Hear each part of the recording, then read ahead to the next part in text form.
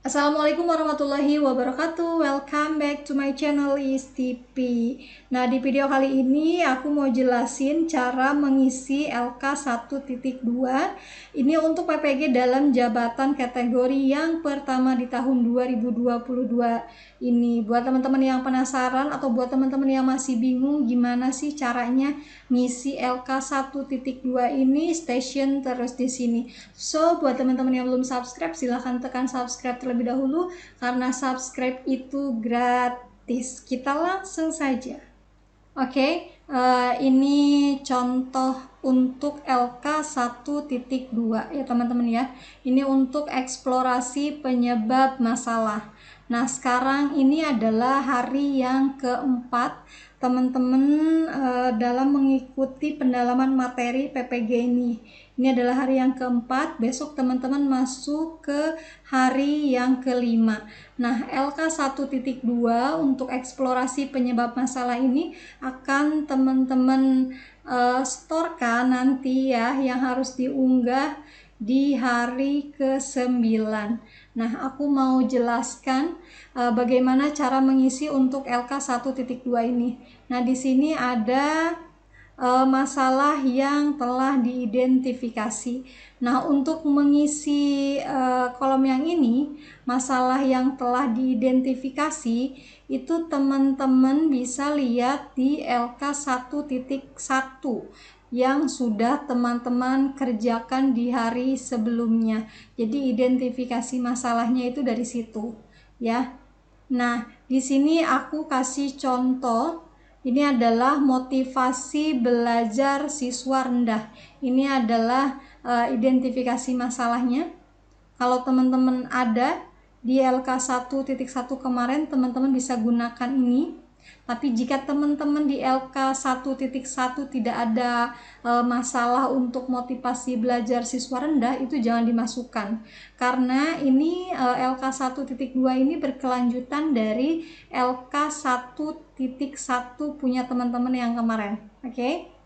Nah, di kolom yang kedua di sini adalah hasil eksplorasi penyebab masalah. Nah, di mana di hasil eksplorasi penyebab masalah ini ada yang namanya hasil kajian literatur. Nah, teman-teman akan membahas kajian literatur ini adalah di hari yang kelima. Berarti esok hari teman-teman akan membahas kajian literatur. Nah, untuk kajian literatur ini, jadi teman-teman bisa mencari literasi di karya ilmiah atau di jurnal atau juga di buku seperti itu. Jadi menurut siapa? Menurut para ahli siapa yang berhubungan dengan masalah yang diidentifikasi? Nyarinya di mana? Gitu kan, untuk mencari kajian literatur. Ini enggak sembarangan teman-teman untuk mencantumkan kajian literatur. Aku kasih contoh, teman-teman bisa buka di Google. Teman-teman bisa buka di Google Cendekia. Oke, teman-teman bisa mencari literatur, kajian literasinya ini dari siapa aja, itu terserah teman-teman, bebas. Tadi masalahnya ini tentang motivasi belajar, misalkan teman-teman bisa cari jurnal yang mana saja menurut teman-teman ini relevan dengan masalah yang diidentifikasi, seperti itu. Jadi teman-teman bisa nyari di Google Cendekia salah satunya. Kalau teman-teman punya bukunya itu lebih bagus. Jadi teman-teman tidak boleh ngarang untuk di kajian literatur ini. Ini tidak boleh ngarang ya teman-teman ya, karena dosen itu akan mudah mengetahui teman-teman ini ngarang atau enggak gitu. Jadi jangan sampai ngarang. Teman-teman cari di Google Cendekia, itu gampangnya saja. Oke. Nah, di hasil eksplorasi penyebab masalah di sini bukan hanya ada hasil kajian literatur. Nanti di hari ke-6 dan hari ke-7 teman-teman akan melakukan wawancara. Di mana wawancaranya ini yang pertama itu dilakukan bisa dengan kepala sekolah, bisa dengan guru, teman sejawat seperti itu. Dan juga teman-teman akan melakukan wawancara dengan pakar atau dengan ahlinya. Nah, dengan pakar ini yang banyak ditanyakan, sebenarnya pakar di sini harus ahlinya dalam bidangnya tersebut. Cuman kalau lebih gampangnya mungkin teman-teman bisa wawancara dengan pengawas seperti itu. Ya.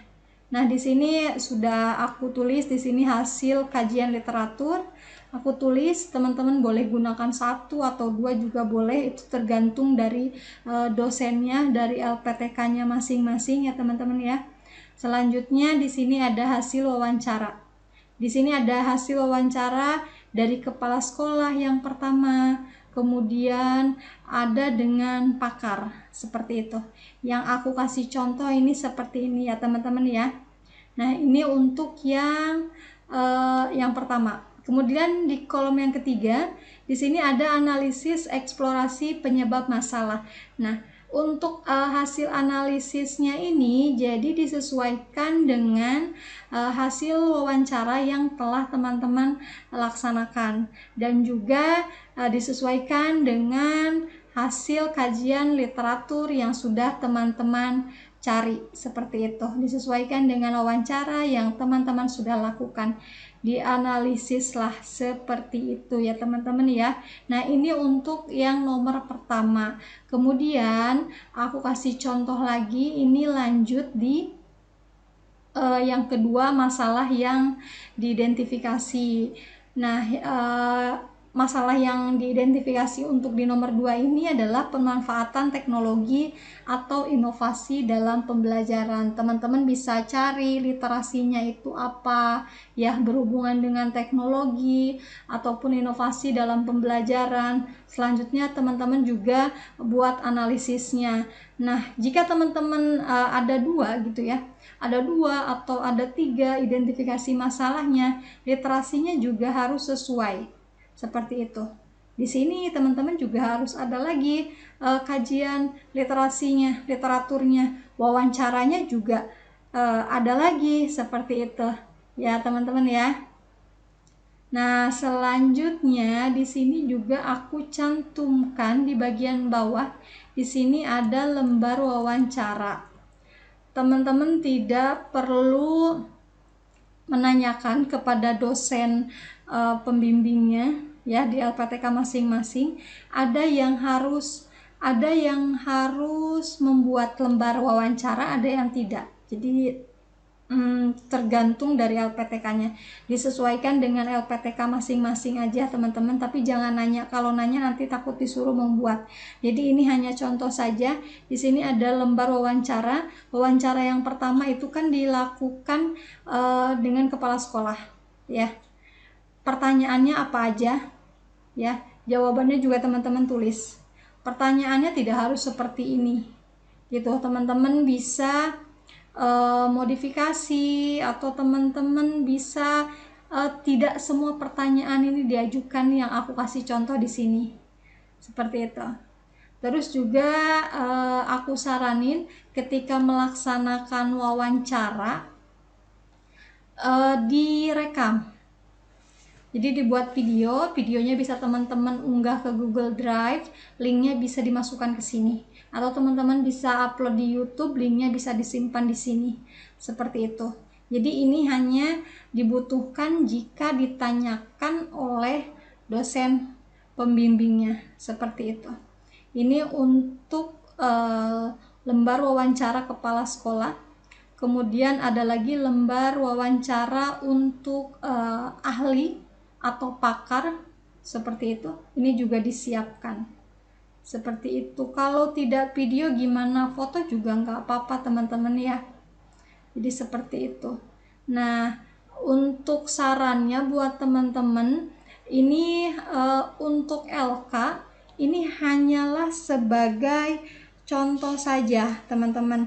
Jadi ini tidak bisa dikatakan benar seperti itu, sempurna ini juga tidak, karena tugas yang bagus itu adalah tugas yang selesai. Teman-teman bisa menyelesaikan tugasnya itu tepat waktu. Jadi LMS itu kan teman-teman harus mengerjakan step by stepnya sesuai dengan waktunya. Teman-teman nggak bisa loncat dari 1.1 langsung ke 1.4, enggak. Jadi sesuai dengan waktunya. Hari keempat teman-teman ngapain, di hari kelima teman-teman ngapain, itu ada kegiatannya masing-masing. Jadi teman-teman jangan terlalu memusingkan, jangan terlalu pusing dengan tugas-tugas LK, karena dalam pendalaman materi ini belum apa-apa gitu loh teman-teman ya. Belum apa-apa untuk kegiatan rangkaian panjang kegiatan PPG. Di pendalaman materi ini teman-teman baru dikasih tugas upload tugas LK 1.1 itu di hari ketiga. Ada lagi LK 1.2 nanti di hari ke-9. LK 1.3-nya nanti di hari yang ke-12. Nah, sekarang itu masih santai. Jadi teman-teman jangan terlalu memikirkan, yang penting teman-teman mengerjakan step by stepnya, yang penting selesai, centang hijau. Jadi tidak perlu harus sempurna, harus benar. Kalau memang jika memang salah, nanti kan akan dibetulkan oleh dosennya masing-masing. Seperti itu ya, oleh dosen pembimbingnya masing-masing. Yang penting teman-teman sesuaikan dengan keinginan dosen atau keinginan LPTK masing-masing, karena setiap LPTK itu beda-beda teman-teman. Ada yang LPTK-nya itu setiap kali kegiatan LK itu harus dipresentasikan terlebih dahulu masing-masing mahasiswanya. Ada yang hanya perwakilan saja, atau ada LPTK yang harus mengerucut identifikasi masalahnya, kelas berapanya itu harus disebutkan, jumlah siswanya itu harus disebutkan. Itu ada LPTK seperti itu. Jadi teman-teman ikuti apa kata dosen pembimbing teman-teman. Jadi tidak sama dengan teman yang beda LPTK, atau bahkan satu LPTK beda dosen pembimbing aja itu berbeda lagi keinginannya dosen. Yang penting teman-teman ikuti maunya dosen ya, tidak ada jawaban yang salah teman-teman ya, karena tugas yang bagus adalah tugas yang diselesaikan. Teman-teman harus selalu jaga kesehatan dalam kegiatan pendidikan PPG ini. Seperti itu. Nah, saran aku buat teman-teman semuanya, selesaikan tugasnya itu tepat waktu, sesuai dengan waktu yang ditentukan ya.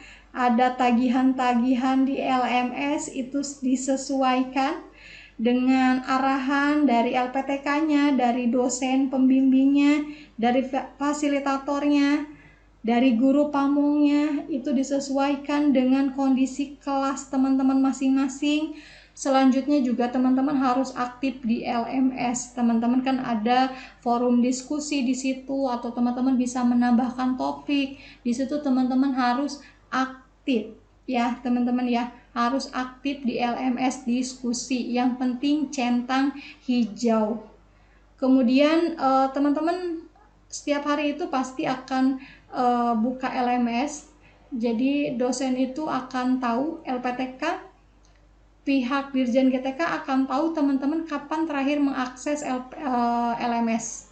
Jadi seperti itu akan ketahuan. Jadi sering-sering teman-teman buka LMS, aktif di LMS, aktif diskusi, atau teman-teman membuat topik new pembahasan seperti itu. Selanjutnya teman-teman jangan pusing, pasang mindset teman-teman bahwa teman-teman itu bisa menyelesaikan PPG ini tepat waktu dengan hasil yang maksimal. Oke, itu aja yang bisa aku sampaikan di video kali ini. Semoga bermanfaat buat teman-teman semuanya. Buat teman-teman yang mau ikut join di Telegram untuk bimbingan kegiatan selama PPG untuk kategori 1, teman-teman bisa cek di kolom deskripsi aku ya, atau di kolom komentar. Akhir kata, wassalamualaikum warahmatullahi wabarakatuh. See you di next video.